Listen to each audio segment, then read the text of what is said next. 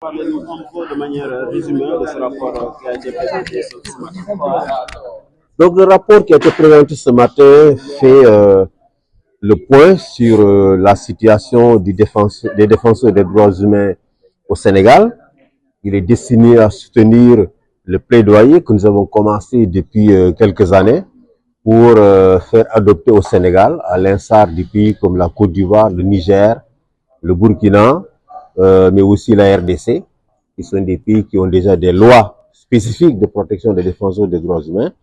Donc, nous avons nous-mêmes élaboré un avant-texte de loi qui a été remis au Premier ministre, remis également au garde des Sceaux, ministre de la Justice, qui sont tous très favorables pour que cette loi soit adoptée.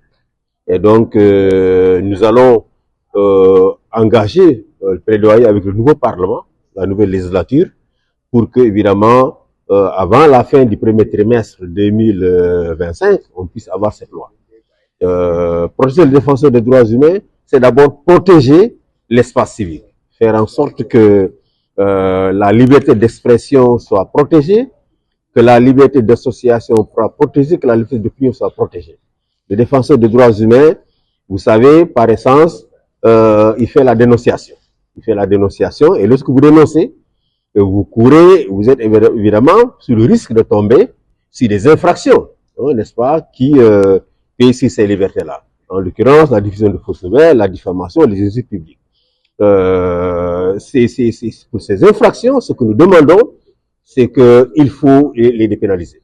Il faut que l'État du Sénégal aille vers la dépénalisation et qu'aujourd'hui, lorsque quelqu'un commet ces infractions-là, qu'il puisse être poursuivi au civil et qu'il puisse payer des dommages et intérêts. De la même manière, pour les fausses nouvelles, nous estimons que lorsqu'une fausse nouvelle ne trouve pas l'ordre public, on ne devrait pas inquiéter, évidemment, la personne qui commet ces infractions-là. C'est extrêmement important, nous l'avons dit dans le rapport. L'actuel président de la République, M. Bassirou Diomaye Faye, a quand même fait près d'1 an en prison, simplement pour avoir critiqué des magistrats.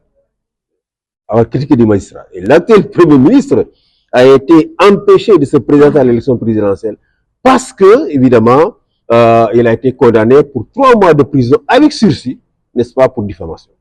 C'est pour cela que nous pensons que ces infractions, n'est-ce pas, qui sont des infractions sans gravité, n'est-ce pas, sont sanctionnées par des peines qui sont disproportionnées. Les peines de prison sont disproportionnées, il faut les supprimer, comme le recommandaient très clairement les mécanismes onusiens des droits humains, et aussi les mécanismes tels que la Cour africaine des droits de l'homme et des peuples, tels que la Cour de la CEDEAO, qui ont tous rendu plusieurs décisions demandant aux États de supprimer les peines de prison pour ce qui concerne ces délits liés à la liberté d'expression, liés à la liberté d'opinion. Nous demandons aussi que la liberté d'association soit beaucoup plus protégée. Le régime précédent a souvent utilisé cette liberté pour faire taire beaucoup d'organisations. On a rappelé le cas de Endalib qui a été inquiété, Oxfam, Open Society, qui ont été tous inquiétés parce qu'ils soutenaient Yann Amar, que l'État considérait comme étant